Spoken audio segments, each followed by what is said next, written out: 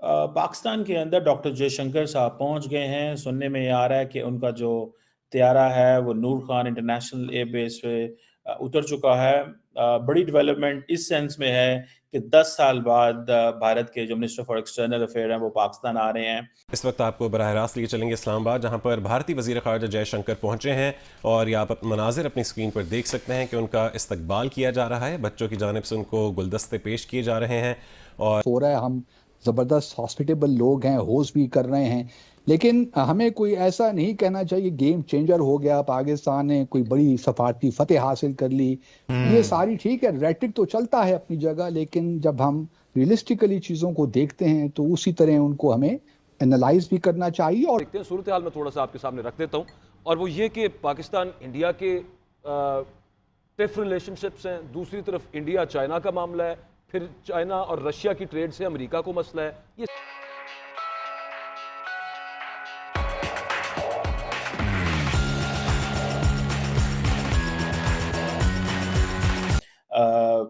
इसको बहुत सारे लोग इसको बहुत सारे एंगल से देख रहे हैं। कई लोगों का ये कहना है जी कि बेशक बायलैटरल मुलाकातें नहीं हो रही, लेकिन इंडिया पाकिस्तान के ताल्लुकात में नरमी आएगी, ताल्लुकात बेहतर होंगे। मैं इसको बिल्कुल भी इससे एग्री नहीं करता। हाँ, लेकिन ये चीज़ है कि मैं अपनी हुकूमत के जब अरेंजमेंट्स देख रहा हूँ, मैं तो बड़ा थोड़ा परेशान हुआ हूँ कि हुकूमत government of Pakistan has failed to project on digital media जो ये कर रही है। मेरा ख़्याल है कि इसको जिसे वो कहते हैं ना, मुझे तो ज़ाती तौर पे ये लगता है कि कहीं न कहीं पे पाकिस्तान जो मर्ज़ी कर ले, पाकिस्तान को चीज़ों को प्रोजेक्ट करना नहीं आता। आज का ज़माना डिजिटल मीडिया का है, मेनस्ट्रीम मीडिया का नहीं है। अब सारे के सारे इंटरनेशनल जो सहाफ़ी हैं, वो बैठे हुए हैं पाक चाइना सेंटर में, या वो जा रहे हैं आपके उधर जहाँ पे एससीओ का इजलास होना है, वहाँ पे उनको मैक्सिमम कवरेज दें, उनको मैक्सिमम प्रोजेक्शन दें, लोगों के उनके इंटरव्यू कराएँ, फिर उनको उनकी पाकिस्तान की जो मार्केट्स हैं, इस्लामाबाद F6, F7, F8 में, उधर लेके जाएँ, उनको घुमाएँ, फिराएँ, उनको लोकल कुज़ीन खिलाएँ। थोड़ा-सा देखिए, वो काम जो आप लीडर से नहीं करवा सकते, वो आप लोग सहाफ़ियों से करवा सकते हैं।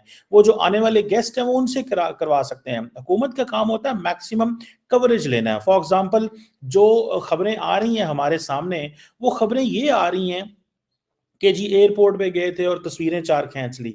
भई एयरपोर्ट पे तस्वीरें खींचने की ज़रूरत नहीं थी, वहाँ पे जो गवर्नमेंट ऑफ पाकिस्तान और फ़ॉरेन ऑफ़िस के जो डिजिटल मीडिया हैंडल्स हैं, उनको एक्टिव होना चाहिए था। उधर कोई तस्वीर ही नहीं है। मैं जब भी जाके वहाँ देखता हूँ कि क्या कोई गवर्नमेंट ऑफ पाकिस्तान के पेज पे या हैंडल पे या फ़ॉरेन ऑफ़िस के हैंडल पे कोई नई तस्वीर आई है?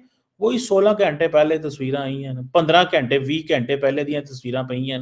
मतलब कम ऑन, मतलब दिस इज समथिंग जिसके ऊपर आपने सारी की सारी अपनी गवर्नमेंट ने अपनी एफर्ट इस कॉन्फ्रेंस में लगा दी है, और when it comes to projection on on digital media, zero projection.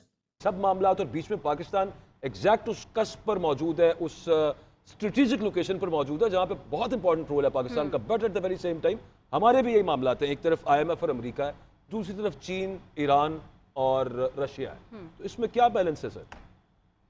यहाँ अकबर आप सही कह रहे हैं। देखें कि इंडिया तो लग रहा है इज विड्रॉन, मतलब यहाँ पे इसको प्रेशर लग रहा है कि देखें कि जो अस्ताना में वे समिट हुई थी उसमें मोदी साहब वहां पे गए नहीं थे और लास्ट में वर्चुअल हुई। जी। और इसके बाद देखें कि उसके ऊपर प्रेशर है कि एक तरफ से ब्रिक्स में भी है, एससीओ में भी है, और फिर दूसरी तरफ से दूसरी साइड में क्वाड में भी बैठा हुआ जी है। हाँ। सो अमेरिकन इंटरेस्ट को भी प्रोटेक्ट कर रहा है। अमेरिकन वेस्ट तो इसको देख रहा है एससीओ को एज ए अलायंस अगेंस्ट जो समझ ले यूएसए एंड वेस्ट के इंटरेस्ट के तौर पे। तो वहां पे बहुत स्केप्टिज्म है as far as this SCO is concern.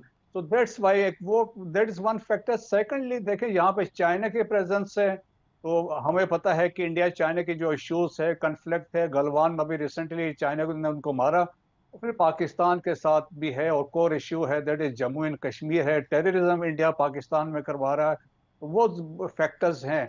लेकिन वो इस दैट्स वाई उनमें एक यकीनन वो एक रिलेक्टेंस हमने देखी है इंडिया में, कि वो समझता है कि यहाँ पे आके वो इन दोनों के दरमियान में आके फंस गया है। तो वो इनकी कोशिश जो है जनरली मैं अगर कह सकता हूँ कि उसकी प्रायोरिटी जो है अभी एक डिप्लोमेटिकली एक इंप्रेशन तो उसने दिया हुआ है कि एक इस अलायंस में बैठा हुआ है, लेकिन जो इसका इंटरेस्ट वेस्ट और यूनाइटेड स्टेट्स के साथ है।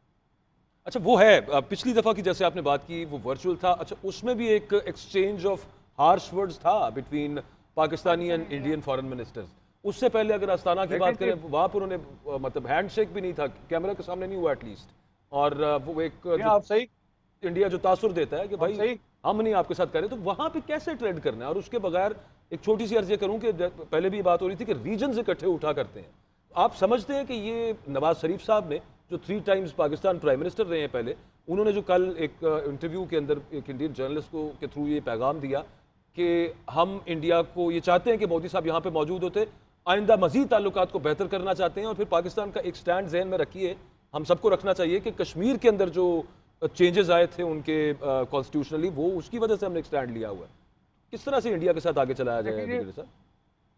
बिल्कुल नवाज शरीफ का ये कहना बिल्कुल सही है, उनको आना चाहिए था, लेकिन देखें कि जनरली जब भी आपने देखा हो कि इंडिया बात करते हैं तो वो कहते हैं जी हमारे लिए पाकिस्तान की कोई इंपॉर्टेंस नहीं है, वो इस लाइन को लेते हैं। तो वो फैक्टर है। दूसरा देखें कि पाकिस्तान तो यकीनन चाहता है कि एक कोर इश्यू है जम्मू एंड कश्मीर का वो एड्रेस हो, और दूसरा जो इंडिया टेररिज्म पाकिस्तान में करवा रहा है थ्रू प्रॉक्सी, चाहे वो खैबर पख्तूनख्वा है, बलोचिस्तान है, हम चाहते हैं वो चीजें बेटर। सो अब रिसेंट डेवलपमेंट देखें कि यहाँ रीजन में तो भी करवा रहा था, क्रॉस नेशनल डिप्रेशन में भी इन्वॉल्व है, जो सिखों को असैसिनेट करा है अक्रॉस। फिर जब हम सही रियलिस्टिकली चीजों को देखेंगे तो हम सही मानों में आगे भी बढ़ पाएंगे कि कहाँ कहाँ पे लिमिटेशंस हैं, कहाँ कहाँ पे पोटेंशियल है, उस हिसाब से फिर हम काम भी करेंगे। तो मेरा तो ओवरऑल एक जनरल तज़किया यही है इसके बारे में। बासित साहब, आप पाकिस्तान के हाई कमिश्नर रहे भारत में, जयशंकर पाकिस्तान में आए हैं, सबसे पहले तो ये भी बताइएगा इस हवाले से भी कि आपके साथ ताल्लुकात या फिर जयशंकर के आपके साथ ताल्लुकात कैसे हैं और कैसी वो शख्सियत हैं, और भारत की तरफ से वजीर खारजा को पाकिस्तान में भेजना इस फोरम पर, इसको आप कैसा देखते हैं? देखिए, मैं जब भारत में पाकिस्तान का हाई कमिश्नर था अपने टेन्योर में, तो जयशंकर साहब वहाँ फॉरेन सेक्रेटरी हुआ करते थे, तो मुझे अक्सर हमारी मुलाकातें भी रहती थी। तो एक लिहाज से नफीस इंसान हैं, लेकिन बहुत कट्टर हिंदुत्व के वोटरी हैं आप ये कह लीजिए। अच्छा। और भारत एक क्योंकि करियर डिप्लोमैट हैं तो उनको मालूम है कि किस तरह चीज़ों को किया जाता है, किस तरह आगे बढ़ाया जाता है, रोका जाता है फॉर दैट मैटर। तो क्योंकि काफ़ी तजुर्बाकार खिलाड़ी हैं, तो लेकिन जहाँ तक देखिए ना, हमने कोई फेवर की भारत को बुलाकर, और ना भारत ने हमें कोई फेवर की वजीर खारजा जयशंकर को बुलाकर। ये पिछले साल यही meeting council of heads of government की हुई थी बिश्केक किर्गिज रिपब्लिक में, वहाँ भी जयशंकर साहब गए थे। तो यहाँ उनके आने से न जाने क्या लोग ये समझ रहे हैं कि भाई भारत ने यू टर्न ले लिया, बड़ा पाकिस्तान भारत के दरमियान ताल्लुकात में ब्रेक थ्रू हो गया। मुझे तो कोई ऐसा ब्रेक थ्रू नज़र नहीं आ रहा जो होने जा रहा है, क्योंकि कोई बायलैटरल मीटिंग तो है नहीं। और अगर कोई प्रेजेंट्रीज भी एक्सचेंज होती हैं, कोई हैंडशेक्स भी होते हैं, तो वो उसी कॉन्टेक्स्ट में देखना चाहिए, क्योंकि इस वक्त ना भारत तैयार है आपसे, और मैं खुद भी ज़ाती तौर पे समझता हूँ कि पाकिस्तान, ठीक है अगर एक मीटिंग हो भी जाती है, अगर एक हाइपोथेटिकली अगर आप ये कह भी दें कि दोनों हमारे वजीर खारजा और भारत के वजीर खारजा मुलाकात कर भी लेते हैं, तो उस मुलाकात से क्या निकलेगा? मेरा सबसे पहला सवाल ये है कि हम क्या निकालना चाहते हैं। हमें पहले अपने बॉटम लाइन्स हमारी बड़ी क्लियर होनी चाहिए कि हम भारत से क्या तवक्को रख रहे हैं, हमारा क्या रिलेशनशिप किस किस्म का होना चाहिए। क्योंकि 5 अगस्त 2019 के बाद से जिस तरह भारत ने कश्मीर इक्वेशन को बहुत तब्दील कर दिया है और इस ताल्लुक को बड़ा मुश्किल बना दिया।